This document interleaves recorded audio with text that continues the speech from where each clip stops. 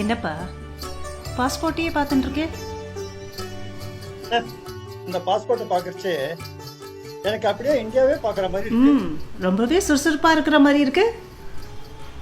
ஏமா டல்லா இருந்தா ஏன்பா டல்லா இருக்கேன்னு கேட்குற, சுறுசுறுப்பா இருந்தாலும் ஏன் சுறுசுறுப்பா இருக்கேன்னு கேட்குற. இதுக்கு என்னம்மா பதில் சொல்றது? வெல், இந்தியாவுக்கு போறோம். நான் பிறந்த மண்ணில் கால் வைக்க போறேன்னு நினைச்சாலே ஒரு உத்வேகம், ஒரு உற்சாகம் ஏற்படுறதுமா. அது என்னவோ வாஸ்தவம் தான்ப்பா. என்னதான் ஆஸ்திரேலியாவில் இருந்தாலும் அந்த ஃப்ளைட் மும்பை ஏர்போர்ட்டில் டச் டவுன் ஆகும்போது நம்ம மனசுக்குள்ளே ஏற்படுற ஒரு குதூகலம், அதுக்குள்ளே நுழையிற போது ஒரு ஆனந்தம் ஏற்படுது. அண்ட் அந்த அனுபவத்தை உணரணும், விவரிக்க முடியாது. உனக்கு ஏற்படுற இதே ஃபீலிங் ஏன் இன்னும் கொஞ்சம் அதிகமா, இன்னும் கொஞ்சம் எமோஷனலா நான் ஆயிடுவேன் பாலூர் அக்ரஹாரத்தை பார்த்து. அதுவும் கொஞ்சம் கொஞ்சமா ஐஞ்சுக்கிறத நினைச்சா பாரதி சொன்னத கொஞ்சம் மாத்தி சொல்றேன். நெஞ்சு பொறுக்குதில்லையே இந்த நிலைகிட்ட நிகழ்வை நோக்கி. ஐ அண்டர்ஸ்டாண்ட் பா.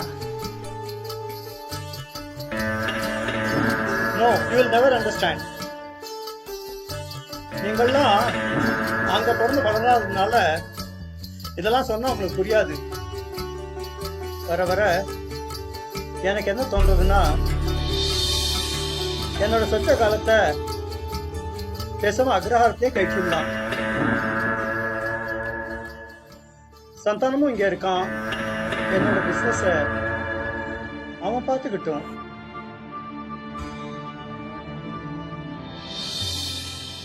சில சமயம் நினைச்சா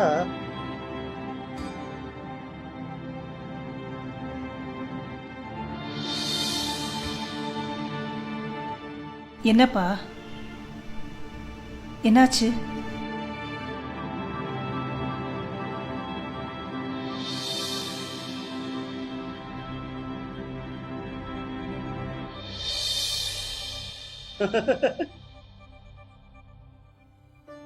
ஒண்ணும் இல்லம்மா, கவலைப்படாத. அக்ரஹத்தை பத்தி பேசும்போதெல்லாம் I'll be perfectly all right. நினைச்சு பாக்குறேன், what sort of a life we have led. எங்கேயோ பிறந்தோம், எங்கேயோ வளர்றோம், எப்படியோ வாழறோம். இதெல்லாம் ஒரு வாழ்க்கையான்னு இப்ப தோன்றது. சொன்னா தப்பாயிடும், ஆனா நம்மளவா மட்டும்தான் இப்படி கெட்டு குட்டிச்சவர் ஆயிட்டோம். சாரிப்பா, இப்படி ஜென்ரலைஸ் பண்ணுறத என்னால் ஏற்றுக்க முடியாது. யார் சொன்னா கெட்டு குட்டிச்சோறு ஆயிட்டோன்னு? நமக்கு என்ன குறைச்சல் இப்போ? ஆண்டு நம்மளவா மட்டும்தான் இப்படி ஆயிட்டோன்னு சொல்கிறதையும் என்னால் ஏற்றுக்க முடியல. எல்லா கம்யூனிட்டிஸும் டெனிகிரேட் ஆயிட்டு தானே இருக்கு. Moreover, transition is a process. நீங்கள் உங்கள் தாத்தா, கொள்ளு தாத்தாலாம் பாலூர் அக்ரஹாரத்தில் இருந்ததை பற்றி பேசுகிறீங்களே, ஒரு 100-200 வருஷத்துக்கு முன்னாடி நம்மளோட முன்னோர்கள்லாம் எங்கே இருந்தா, எப்படி இருந்தா உங்களுக்கு தெரியுமா? இல்லை வேற யாருக்காவது தெரியுமா? ஸோ காலத்துக்கு தகுந்த மாதிரி மாறுதல் ஏற்படணும். அதுதான் முன்னேற்றத்துக்கு உண்டான அடையாளம்பா. இதான் இப்படி பேசி பேசியே நம்மள நாமளே தாழ்த்திக்கிறோம். நம்ம சமூகத்தை நினைச்ச பெருமைப்படுறத விட்டுட்டு மட்டம் தட்டி பேசுறோம். சொல்றேன்னு தப்பா நினைச்சுக்காதே கௌரி. மத்த எல்லா இனத்தை சேர்ந்தவாளும் மதத்தை சேர்ந்தவாளும் அவாதான் வசதியும் நினைச்சுட்டு இருக்கிற போது நாம மட்டும் ஏமா இப்படி இருக்கோம்? வேண்டாம்ப்பா, இந்த வாத பிரதிவாதம்லாம் வேண்டாம். முதல்ல கிளம்புற வழியை பார்ப்போம்.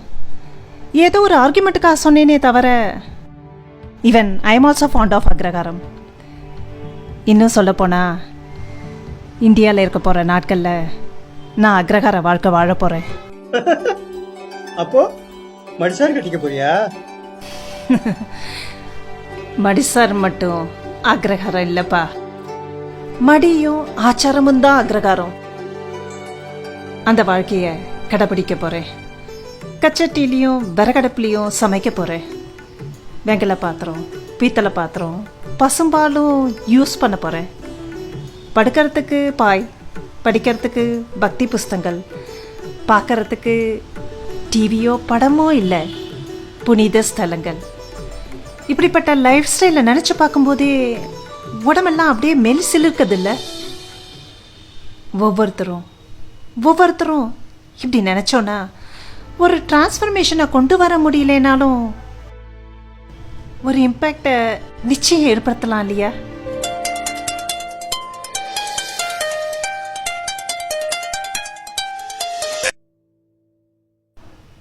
ஆ சொல்லுங்க கிரிஷ்.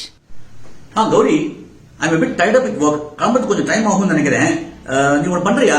நீ பேக்கிங் எல்லாம் முடிச்சுக்கோ. லேட் ஆச்சுன்னா நான் ஸ்ட்ரைட்டா ஏர்போர்ட் போறேன். I'm getting another call. Manimaran is on the line. Okay, I'll call you back. Bye.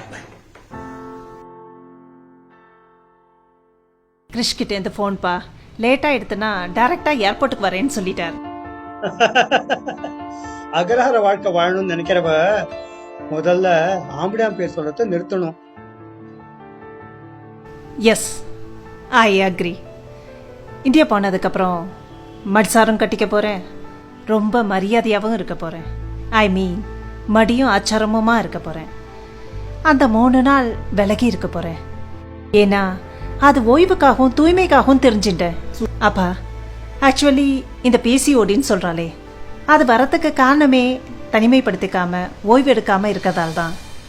அது மட்டும் இல்லை, கண்ட நேரத்தில் சாப்பிட்றது, கண்ட நேரத்தில் தூங்குறது, இதனால் stress, hyper tension, depression extra extra extra.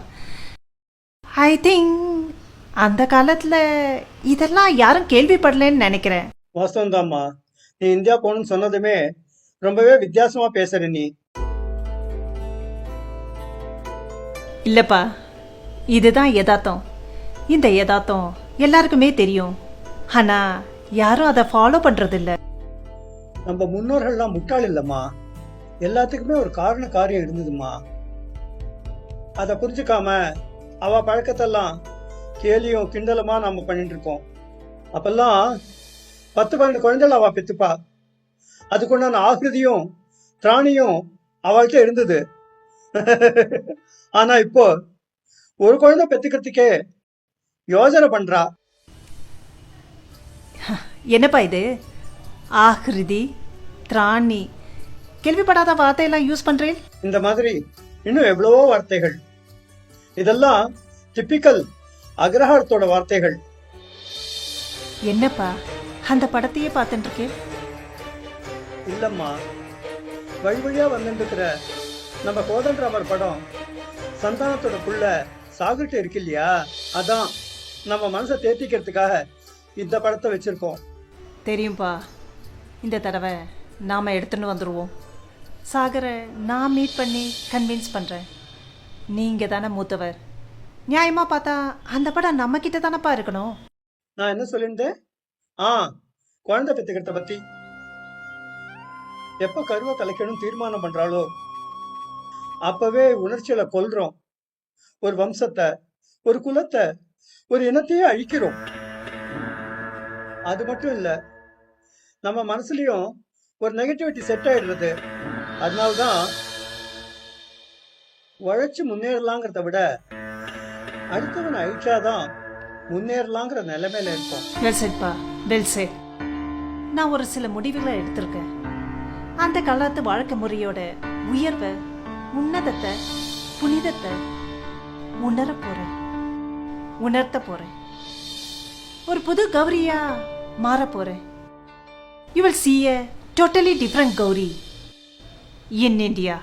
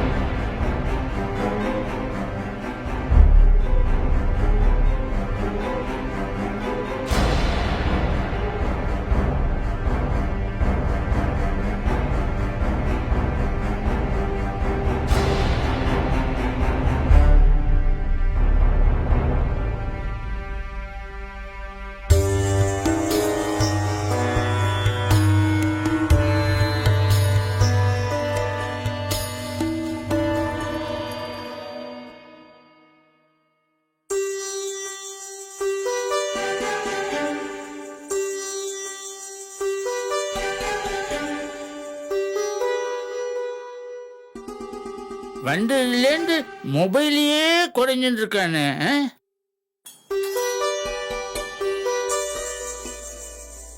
அப்பா மொபைலே நோண்டின்னு இருக்காதீங்கோ, இதெல்லாம் கொஞ்சம் எடுத்து வைங்கோ. சித்தப்பா இப்ப நம்மள தேடி நீங்க வந்துடுவா. சந்தானத்திலிருந்து மெசேஜ் வந்திருக்குமா, ரீச் பண்ண முடியலன்னு மெசேஜ் பண்ணிருக்கான். சரி சரி வாங்க இங்க.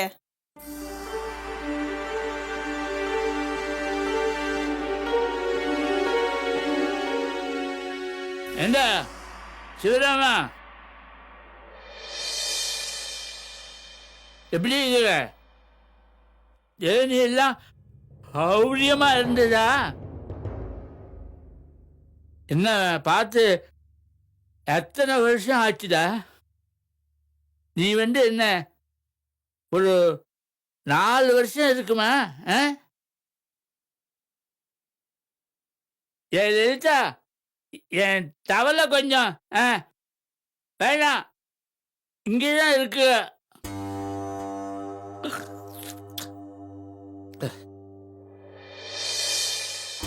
என்ன கௌரி, என்னையே வெறிக்க வெறிக்க பார்த்துட்டு இருக்க? அதெல்லாம் ஒண்ணும் இல்ல சித்தப்பா. உங்க அப்பாவுக்கு தான் நான் சித்தப்பா. உனக்கும் சித்தப்பாவா? அப்படியெல்லாம் இல்ல சித்தப்பா, உங்களை பார்த்தா. என்னம்மா பண்றது, பிறந்ததுலேருந்து இப்படிதான் இருக்கேன். எங்க அம்மா பெற்றெடுக்கும் போது ஏதோ பிரச்சனையா,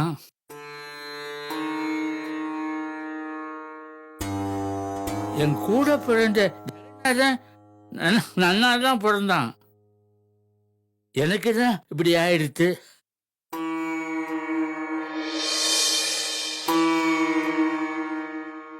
இதுக்கு காரணம் ராமசுப்பு அச்சிம்பேர் கொடுத்த திரவியம்தான் அப்படின்னு சொல்லுவா.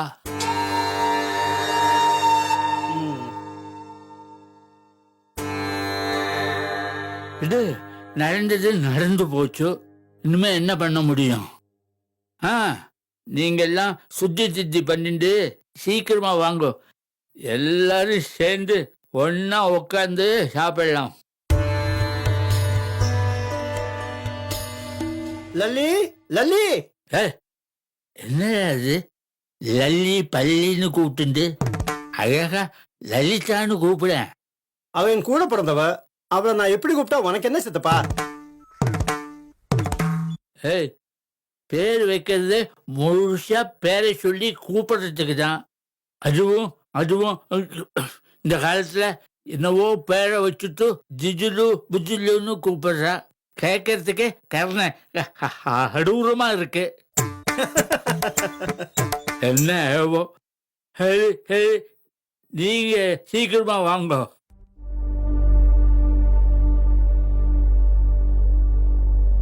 அப்பா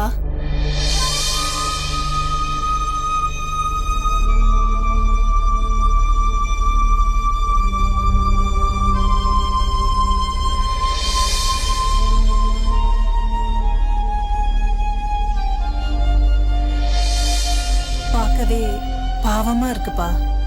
வாழ்நாள் முழுக்க இப்படிதான் இருக்காருல்ல. வாழ்க்கையே இல்லாம இருக்காருமா. அத பத்தி அவர் கவலைப்பட்டதும் இல்ல, வருத்தப்பட்டதும் இல்ல, பொருட்படுத்தவும் இல்லம்மா. அஜகஜாந்திரமா இருக்கார். கல்யாணமே பண்ணிக்கலம்மா. கல்யாணம் பண்ணிக்கலையா இல்ல நடக்கலையான்னு தெரியல. நானும் சந்தானமும் ஆஸ்திரேலியாவில் செட்டில் ஆன உடனே லலிதாவோடய இருக்காருமா. மாப்பிள்ளைக்கு தாம்மா நம்ம நன்றி சொல்லணும். தங்கமான மனுஷர்.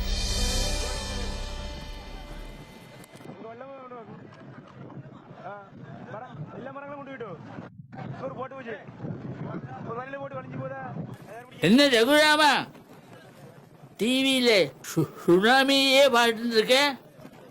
அது முடிஞ்சுதான் ஒரு வாரம் ஆச்ச. டிசம்பர் 26, 2004. இந்த உலகமே மறக்க முடியாத ஒரு நாள். இந்தியால மட்டுமே 18,000 பேர் போயிட்டா. 18,000 பேர்னு சொன்னா இன்னும் 4-5 மடங்கு அதிகம்னு அர்த்தம். எல்லாம் கர்மா தான். கர்மா மனுஷாளுக்கு மட்டும் இல்லை, வீட்டுக்கும் பொருந்தும், நான் ஹார்ட்டுக்கும் பொருந்தும்.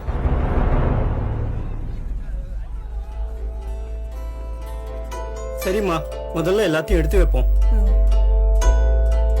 லலிதா, இன்னைக்கு என்ன சமையல்? அவ எல்லாம் வந்திருக்கா. எல்லாம் பிரமாதமா பண்ணிருப்பியே. அதெல்லாம் ஒன்றும் இல்லை, சிம்பிளா தான் பண்ணியிருக்கேன்.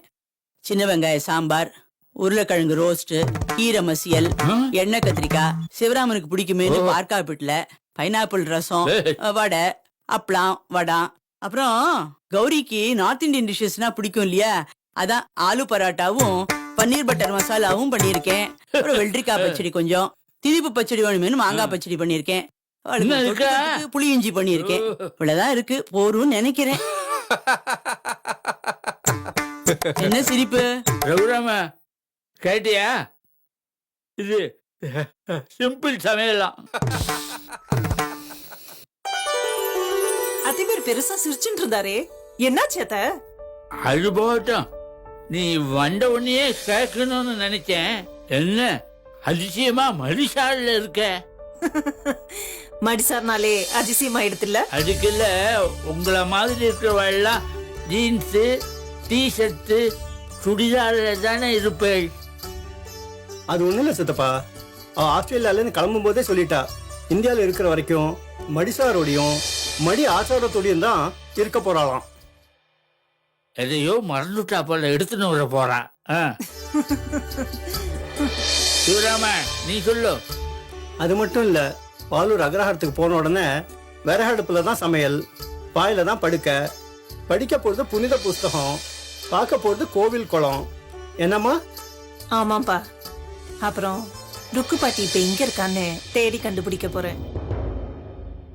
அது எப்படிமா உன்னால முடியும்? அவ எங்க இருக்கான்னு யாருக்குமே தெரியாதே. இல்லத்த, ருக்கு பாட்டி எப்படி இருப்பான்னு கம்ப்யூட்டர்ல போட்டு பார்த்தேன்.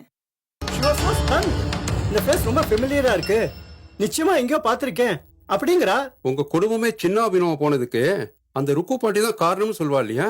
அப்படிதான் சொல்லுவா.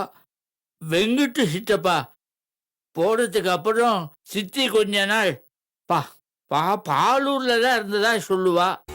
ஆனா சப்த நாடியும் ஒடுங்கி போய் நிராதரவா, நிர்கதியா, நிஷ்பிராணனா, நிஷ்கலங்கமா, நியாயமா, நேர்மையா, நிர்மூலமா, நிர்தாட்சியமா, பளிங்கா படிகமா இருந்தவ திடீர்னு ஒரு நாள் அக்ரஹாரத்தை விட்டு எங்கேயோ போயிட்டா. எங்க போனா, என்ன ஆனான்னு யாருக்குமே தெரியல. யாரும் அவளை பத்தி அவளைப்படவும் இல்லை.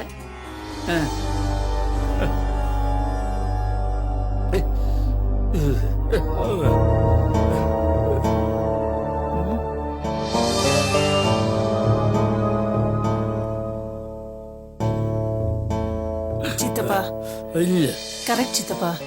நீங்க இத சொன்னதும் எனக்கு மனுஸ்மிருதி தான் ஞாபகத்துக்கு வருது.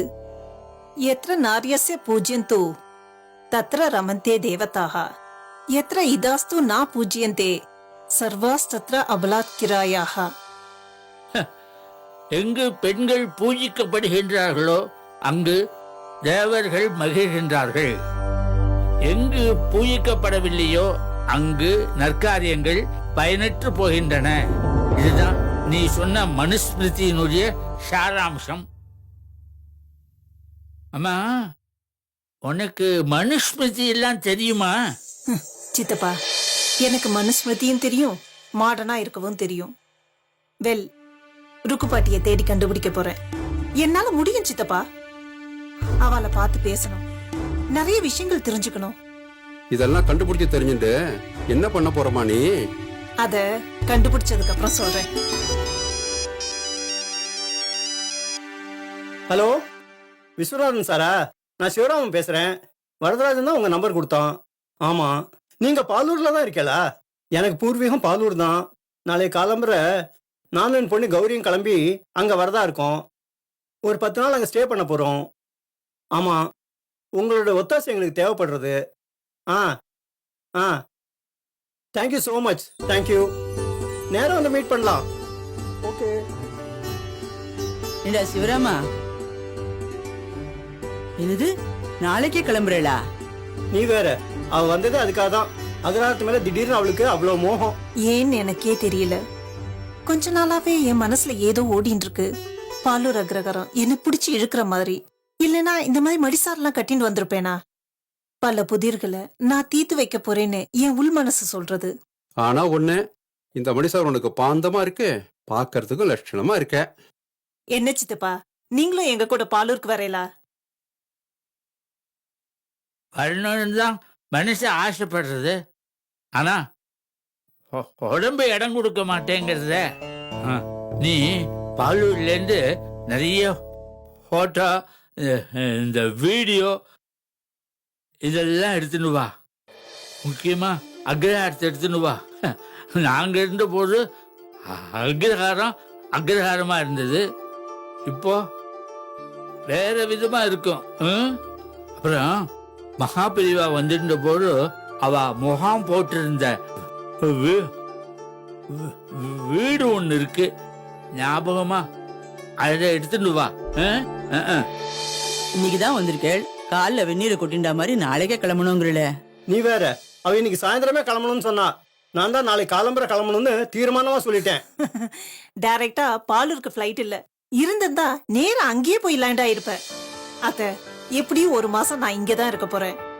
பாலூருக்கு போயிட்டு வந்ததுக்கு அப்புறம் ஒருவேளை இங்கேயே இருக்க போறேனோ என்னவோ தெரியல. அப்பாவும் தன்னோட கடைசி காலத்தை பாலூர்ல ஸ்பெண்ட் பண்ணணும்னு நினைக்கிறா. இப்பெல்லாம் நிறைய பேருக்கு அக்ரஹாரத்திலே செட்டில் ஆகணுங்கிற எண்ணம் வந்திருக்கு. அக்ரஹாரம் காலிங். சோ முதல்ல Palur. Let's see. All the best. Thank you சித்தப்பா. Thanks a lot.